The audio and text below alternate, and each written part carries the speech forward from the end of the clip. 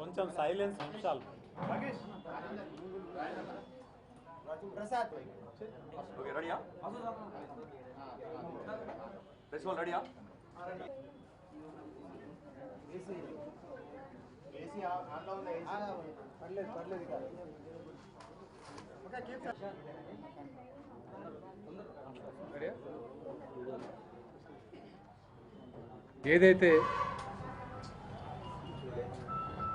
అంటే జనసేన ముఖ్య ఉద్దేశం ఒక కొత్త నాయకత్వం, ఒక కొత్త తరం నాయకత్వ లక్షణాలు, నిబద్ధత, నిజాయితీతో కూడిన రాజకీయ విలువలతో కూడిన రాజకీయాలు కావాలని 2014లో జనసేన అధినేత శ్రీ పవన్ కళ్యాణ్ గారు ఆ ఉద్దేశంతో స్థాపించారు.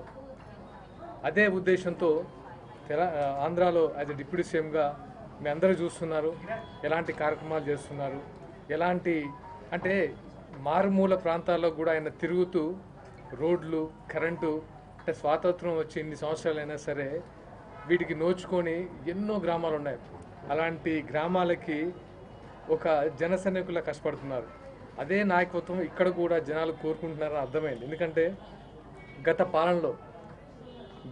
10 సంవత్సరాల పాలనలో టీఆర్ఎస్ ప్రభుత్వం ఏ రకంగా జనాలు మోహం చేసింది, ఏదైతే ముఖ్య ఉద్దేశం నీళ్లు నిధులు నియామకాలతో ఉద్యమం స్టార్ట్ అయ్యి ఆ ఉద్యమ ఫలాలు ఎవరికి చేరాయన్నది అందరికీ తెలుసు, నేను ప్రత్యేకంగా చెప్పనవసరం లేదు. అదే కోవలో మళ్ళీ కాంగ్రెస్ ప్రభుత్వం వచ్చింది. 3 సంవత్సరాలు గడిచినా ఒక్క హామీ కూడా నెరవేర్చలేకపోయారు. అది కూడా తెలుసు అందరికీ. అంటే తెలంగాణ ప్రజలు నమ్మితే ప్రాణం ఇస్తారు. అలా ఓటుతో ఇక మాకు న్యాయం జరుగుతుందని 13 సంవత్సరాల నిరీక్షణ అలా గడిచిపోయింది. వాళ్ళు ఎలాంటి నిస్సహాయస్థితిలో ఉన్నారంటే ఇంకా మాకు సంక్షేమ పథకాలు వస్తాయా రావా అనే నిస్సహాయస్థితిలో ఉన్నారు. ఇప్పుడున్న ప్రభుత్వంలో అయితే మేము శ్రీ అధినేత పవన్ కళ్యాణ్ గారు 10 సంవత్సరాలు మాట్లాడలేదు. ఎందుకంటే కొత్తగా ఏర్పడిన రాష్ట్రం కాబట్టి మనము వాళ్ళ మీద అవాకులు చవాకులు చేసి వాళ్ళని ప్రతిసారి ఇబ్బంది పెట్టడం మంచిది కాదు, వాళ్ళు ఒక పునర్నిర్మాణం చేసుకుంటున్నారనే ఆలోచనతో ఏం మాట్లాడలేదు. కానీ ఇప్పుడు అనిపించింది, అంటే 12 సంవత్సరాలైనా సరే 1200 మంది ఉద్యమకారు అంటే అమరవీరుల గురించి వాళ్ళకి జాడ కూడా తెలియదు, వాళ్ళ గురించి ఆలోచించలేదు. ఓన్లీ అబద్ధ హామీలతో రావడం, గద్దెనెక్కడము, వాళ్ళ కుటుంబ పాలన సాగించడం తప్ప ఇక్కడ జరుగుతుంది ఏంది లేదు. ఇది కాదు జనసేన ఉద్దేశము. కుటుంబ రాజకీయాలు, వ్యక్తిగత రాజకీయాలు కాదు. అంటే ప్రజల్లో చైతన్యం చేసేందుకు ఈ ఆత్మీయ సమ్మేళనాలు, కొత్త తరం రాజకీయం రావాలి, నిజాయితీతో కూడిన రాజకీయం రావాలి, ట్రాన్స్పరెంట్ బాధ్యతగా చేయాలనే ఒక ముఖ్య ఉద్దేశంతోనే మా వంతు మేము జనసేనలో తెలంగాణలో నిర్విరామంగా ప్రయత్నిస్తున్నాం. ఎందుకంటే మారింది. ఇంతకుముందు సాంప్రదాయ రాజకీయాలు అవి ఇప్పుడు అందరికీ తెలుసు. దోచుకోవడం అంటే కుదరదు. ప్రభుత్వాలు ఒక్కసారి ఆలోచించారు, ప్రజలు తిరగబడడానికి రెడీగా ఉన్నారు. ప్రజా గొంతుకై జనసేన ప్రశ్నించడానికి రెడీగా ఉంది. ఉమ్మడి వరంగల్ జిల్లాలో మేము నిత్యం మా పర్యటనలు కొనసాగిస్తాం. రీసెంట్గా చూస్తున్నాం పదవుల కోసం ఎలాంటి రచ్చలు చేస్తున్నారు. అండ్ ఎమ్మెల్యే సీటు నాదని కొట్టున్నారు. అసలు ఏంటి మీరేనా? ఇంకా జనాల నుంచి ఎవరు రావద్దా? జనాల నుంచి వచ్చే ఆలోచన లేదు ఎవరికి. వాళ్ళకున్నా సరే వాళ్ళని తొక్కి పెట్టి ఈ ఆధిపత్య రాజకీయాలు కొనసాగించడం మాత్రం జరగదు ఇక్కడ నుంచి. అండ్ మా ముఖ్య ఉద్దేశం ఏంటంటే ఇప్పుడు, ఎందుకంటే మిగతా రాజకీయ దాని గురించి మేము తర్వాత మాట్లాడినా, మాకు ముఖ్య ఉద్దేశం ఒకటే, జనసేన తెలంగాణలో చాలా బలంగా ధీటుగా అన్ని పార్టీలకు ధీటుగా మేము ప్రజా గొంతుకే ప్రశ్నిస్తాం. ప్రజల సమస్యలు తీర్చే విధంగానే మేము ప్రయత్నిస్తాం. ప్రజల కోసమే మేము ఎంతైనా సరే మేము పోరాటం చేస్తాం, ప్రజల మధ్య ఉంటాం. ఎందుకంటే మేము పదవులు అధిరోహించడానికో లేకపోతే కాంట్రాక్టులు తీసుకోవడానికో కాదు. 13 సంవత్సరాల ఉద్యమ ఫలితాలు ఎవరికి పోయాయి? ఎంతమందికి ఉద్యమ ఫలితాలు అందాయి? కుటుంబాలకు అందాయా, సామాన్య ప్రజలకు అందాయా అని ప్రశ్నించడానికే మేము జనసేన గొంతుగా ఈ ప్రజల పక్షంగా నిలబడుతున్నాం. దానికి మీ అందరి సహకారం కావాలి. ముఖ్యంగా మీడియా మిత్రులకి మరొకసారి ధన్యవాదాలు. ఇక్కడ నుంచి అయినా సరే అంటే ఈరోజు రాజకీయాలంటే ఉన్నోటిదే రాజ్యం, డబ్బులు ఇది కాదు. మారుతున్నాయి. తమిళనాడులో చూసుకున్నా సరే, దేశవ్యాప్తంగా చూసుకున్నా రాజకీయాలు మారుతున్నాయి. యువతరం డెఫినెట్గా గొంతెత్తాలి. యువతరం గొంతెత్తపోతే సమస్యలను ఎవరు పరిశీలిస్తారు? ప్రభుత్వాలు గద్దెనెక్కుతున్నారు, దాచుకుంటున్నారు. చూస్తున్నా కదా అవినీతి. ఆమె కూడా కామెంట్ చేసింది ఈ మధ్య, చూస్తుంది కదా. ఇవన్నీ ఎలా ఉన్నాయంటే నేను పేర్లు చెప్పను, కానీ వాస్తవాలు ఏదైనా సరే వాళ్ళు ఇచ్చిన హామీలు నెరవేర్చట్లేదు. వాళ్ళే కొట్టుకొని అంటే ఏదో కామెడీ షో చూసినట్టుంది ఈ ప్రభుత్వం. సో దయచేసి ఇక్కడ నుంచి అయినా మారి ఏదైతే మీరు ఇచ్చిన హామీలు నెరవేర్చాలని ప్రభుత్వానికి విజ్ఞప్తి చేస్తున్నాను. అండ్ మరొకసారి ఇక్కడ ముఖ్య నాయకులందరికీ మనస్ఫూర్తిగా ధన్యవాదాలు. Thank you so much. ఈ సమావేశాల్లో భాగంగా ఈరోజు వరంగల్ రావడం జరిగింది. 2014 నుంచి జనసేన అధినేత శ్రీ పవన్ కళ్యాణ్ గారితో పాటు నడుస్తున్న ప్రతి కార్యకర్తని కలవండి, కలుపుకోండి అని చెప్పడం, ఆ నినాదంతో మేము ఇక్కడ బయలుదేరడం జరిగింది. రాబోయే రోజుల్లో ఇంకా కొంతమంది చాలామంది జాయిన్ అవ్వడానికి కూడా సంసిద్ధంగా ఉన్నారు జనసేన పార్టీలో. అదేవిధంగా గత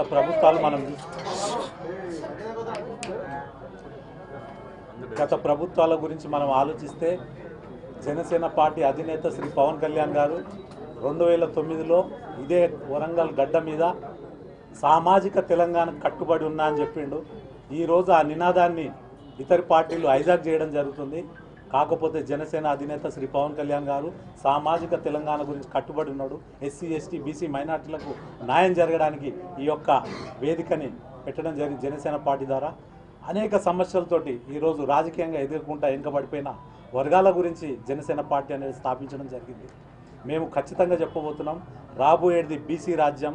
అందులో రాజకీయంగా దూరంగా ఉన్న అన్ని వర్గాలని ఏకతాటి తీసుకెళ్ళి మేము ముందుకెళ్తామని మీ ద్వారా తెలియజేస్తున్నాం. అదేవిధంగా గతంలో 9.5 సంవత్సరాలు బీఆర్ఎస్, టీఆర్ఎస్ అనుకోండి, ఫస్ట్ టీఆర్ఎస్ ఉండే తర్వాత బీఆర్ఎస్గా ఏర్పడ్డది.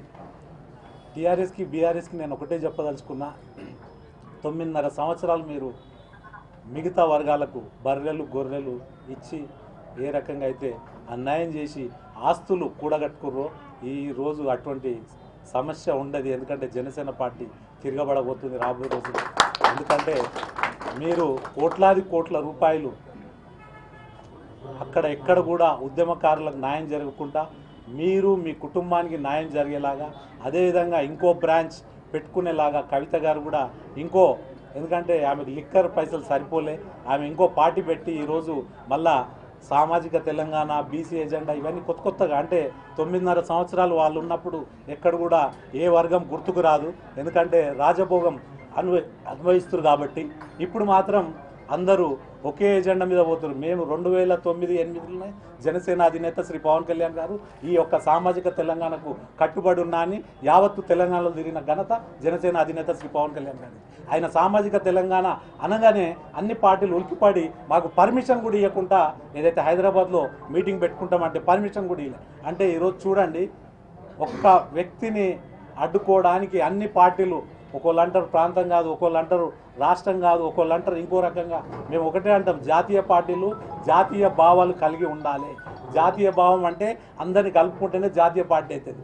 నాకు విచిత్రంగా ఉంటుంది, కాంగ్రెస్ ఒక ప్రాంతీయ పార్టీగా చేస్తుంటారు కొంతమంది నాయకులు, మాట్లాడుతుంటే విచిత్రం అనిపిస్తుంది. వాళ్ళకి ఏమైనా పొలిటికల్ నాలెడ్జ్ లేదా, లేకపోతే రాజకీయ శిక్షణ తరగతులు వాళ్ళు హాజరు కాలేదా అనేది నాకు అర్థం కాదు. మిగతా పార్టీలు కూడా కొన్ని మాట్లాడుతుంటాయి.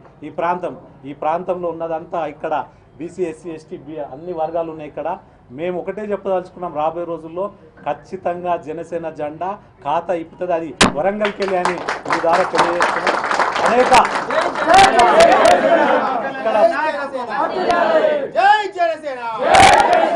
పోరాటాల పురుడు గట్ట నుంచి మేము చెప్తున్నాం, జనసేన జెండా ఇక్కడ నుంచి రెపరెపలాడిపిస్తాం. రాబోయే రోజుల్లో మీరు చూసుకుంటారు. ఎందుకంటే పవన్ కళ్యాణ్ గారి ఆంధ్రప్రదేశ్లో ఏ రకంగా అయితే అభివృద్ధిలో పంచాయతీరాజ్ని ఎక్కడ ఏ స్థాయికి తీసుకెళ్ళిపోయిండో, రోడ్లు అంటే వీళ్ళు రాజకీయ నాయకుల ఆలోచనలు ఎట్లుంటాయంటే 100 గుడిసెలు ఉన్నాయి, వాళ్ళకి రోడ్ అవసరం లేదని. కానీ 50 ఇండ్లు ఉన్నా కానీ రోడ్ అవసరం అని చెప్పే ఏకైక వ్యక్తి జనసేన అధినేత శ్రీ పవన్ కళ్యాణ్ గారు. అటువంటి అంశాన్ని మేము తెలంగాణలో తీసుకెళ్ళబోతున్నాం. అదేవిధంగా రాజ్యాధికారం మాకు కావాలి, విగ్రహాలు పెట్టండి. సర్వే పాపన్న గారి విగ్రహం పెట్టిరు, స్వాగతిస్తాం. అదేవిధంగా బీసీలకి అవకాశం ఇవ్వండి రాజకీయంగా, ఎస్సీలకు అవకాశం ఇవ్వండి, ఎస్టీలకు అవకాశం ఇవ్వండి, మైనార్టీలకు అవకాశం ఇవ్వండి. అంతేగాని కొన్ని వర్గాలు మాత్రమే రాజకీయంగా ఉన్నాయి, మిగతా వర్గాలని ఎక్కడ చూసుకున్నా కానీ కొంతవరకు వాళ్ళని బ్యాలెన్స్ చేయకుండా పక్కకు పెట్టేస్తారు. మనం చూసుకుంటున్నాం ఈరోజు పెద్ద ఎత్తున విగ్రహాలని మేము స్వాగతిస్తాం. కాకపోతే మీరు ఏదైతే పోర్ట్ఫోలియో 4 మీ దగ్గరనే ఉన్నాయి, ఏది ఎడ్యుకేషన్ మినిస్టర్ మీతానే ఉంది, ముఖ్యమంత్రి మీరే, అదేవిధంగా ఏదైతే హోంమంత్రి మీరే. అటువంటి అంశాలు హోంమంత్రి కానీ విద్యాశాఖ మంత్రి కానీ బీసీకి ఇస్తే మేము స్వాగతిస్తామని మీ ద్వారా తెలియజేస్తున్నాం. ఎందుకంటే బీసీలు అంటే ఓన్లీ విగ్రహాలు పెట్టడం కాదు, బీసీలకు కూడా రాజ్యాధికారం మీరు అది నిరూపించండి. ఎందుకంటే ప్రజలు చూస్తున్నారు, మీరు ఓన్లీ విగ్రహాలు పెట్టేసి అన్నీ అయిపోయినాయి. గత ప్రభుత్వం ఏమో ఏమంటుంది, మేము గొర్రెలు మేకలు ఇచ్చినామంటారు. ఈ ప్రభుత్వం ఏమో విగ్రహాలు పెడుతున్నాం. విగ్రహాలు పెడితే బీసీలకు న్యాయం జరిగినట్ట చెప్పండి, ఒక్కసారి ఆలోచించాలి. నేనేమంటానంటే ఈ ప్రభుత్వం ఇప్పటికైనా స్పందించి హోమ్ మినిస్టర్ బీసీని డిక్లేర్ చేయాలి, అదేవిధంగా విద్యాశాఖ మంత్రిని కూడా డిక్లేర్ చేయాలని. ఎందుకంటే అన్ని శాఖలు మీదనే పెట్టుకొని ఇవాళ పరిస్థితి చూస్తున్నాం మనం. ఇవాళ ఒక్క శాఖ ఉన్న వాళ్ళే ఏం చూడలేని పరిస్థితి. మీరు 4-5 శాఖలు పెట్టుకుంటే ఎక్కడ ఏం జరుగుతుందో తెలియని పరిస్థితి ఉంటుంది. సో మీ ద్వారా నేను అపీల్ చేస్తున్న ముఖ్యమంత్రి వారికి ఇప్పుడన్నా ఆలోచించి కొన్ని ఏవైతే ఉన్నాయో మంత్రి పదవులు అవి మిగతా వాళ్ళకు కూడా ఇవ్వాలని నేను మీ ద్వారా ముఖ్యమంత్రి వారిని కోరుతున్నా. అదేవిధంగా జనసేన పార్టీ లక్ష్యం ఒకటే, యువత అంతా జనసేన పార్టీ వైపు ఉంది. యావత్తు తెలంగాణ యువత జనసేన వైపు చూస్తుంది. అనేక చేరికలు మీరు చూస్తున్నారు. రాబోయే రోజులు ఇంకా బలంగా మేము ముందుకెళ్తాం. మీ సహకారం మాకు కావాలి. మీడియా మిత్రుల సహకారం ఉంటే ఏదైనా సాధిస్తాము. ఎందుకంటే మీరే ముఖ్య పాత్ర పోషిస్తారు. తెలంగాణ ఉద్యమంలో కూడా మీ పాత్ర ఎన్నలేనిది. ఎందుకంటే మీ కష్టం మాకు తెలుసు. మీరు కెమెరాలు పట్టుకొని అరెస్టులు కూడా అయిన వాళ్ళు ఉన్నారు, దెబ్బలు తిన్న వాళ్ళు ఉన్నారు. మీకు కూడా ఎక్కడ న్యాయం జరగలేదు. మీకు ఇల్లు ఇస్తా అన్నారు, ఎక్కడ మీకు ఏదైతే కార్డ్స్ ఇస్తా, ఏదైతే కాదు మీకు ఇల్లు ఇస్తా అన్నారు. అదేవిధంగా మీకు జీవితాంతం ఏది ప్రెస్ బీమా అనేది ఇవన్నీ పెట్టిర్రు. ఎక్కడ కూడా మీకు ఇవ్వకుండా వాళ్ళు మీడియాను కూడా మోసం చేసిన ఘనత ఈ ప్రభుత్వం అని మరొకసారి చెప్తున్నా. ఇప్పటికైనా ఇచ్చిన హామీలు ఏదైతే స్కూటీలు అన్నారు, తులం బంగారం అన్నారు, మహిళలకు 2,500 అన్నారు, 4,000 అన్నారు, రైతులకు 10,000 అన్నారు. ఏమైంది? అసలు చెప్తే కాదు, చెయ్యాలి. అటువంటి మోసపూరమైన మాటలు వినకండి. జనసేన ఏది చెప్పినా అది చేస్తుంది. జనసేన అధినేత శ్రీ పవన్ కళ్యాణ్ గారిని నమ్ముకోండి. మీరు రాబోయే రోజుల్లో పార్టీలో పెద్ద ఎత్తున చేరాలని మీ ద్వారా కూడా నేను అప్పీల్ చేస్తూ సెలవు తీసుకుంటున్నాను. మేము రాబోయే రోజుల్లో ఎమ్మెల్సీ కూడా పోటీ చేయబోతున్నాం. ఏదైతే ఖమ్మం, వరంగల్, నల్గొండ పార్లమెంట్ ఎమ్మెల్సీ ఎలక్షన్లో కూడా మేము పార్టిసిపేట్ చేస్తున్నాం. ఎందుకంటే కొంతమంది రకరకాలుగా మాట్లాడుతున్నారు. మేము దానికి జవాబు ఇవ్వడానికి మేము ప్రయత్నం చేస్తున్నాం. Thank you. Sorry, next time కాకుండా చూద్దాం.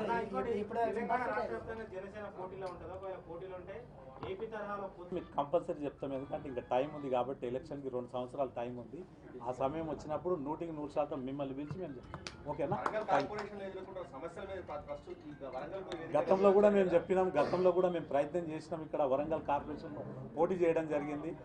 ప్రజలు మమ్మల్ని దీవిస్తే 100% మేము సాధించే ప్రయత్నం ఉంటుంది. అదేవిధంగా గతంలో కూడా అనేక సమస్యల మీద ఈ వరంగల్ సంబంధించిన యువత ఫైట్ చేస్తుంది. ఈ సమస్యల్ని కూడా రాబోయే రోజుల్లో ఇక్కడున్న వరంగల్ నాయకుల దృష్టికి తీసుకెళ్తుంది, కలెక్టరేట్కి తీసుకెళ్తుంది. అదేవిధంగా ఇక్కడ ఉన్న మంత్రి దృష్టికి కూడా తీసుకెళ్లి ఈ సమస్యల మీద పెద్ద ఎత్తున పోరాటం చేస్తామని తెలియజేస్తుంది.